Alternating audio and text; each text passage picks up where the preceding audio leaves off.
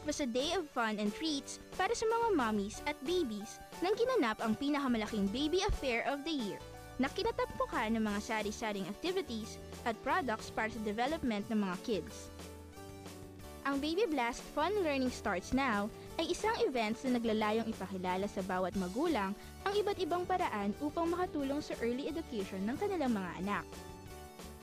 Ipinakita ito sa bawat booths, program at mga activities na naging instant hit naman sa mga participants.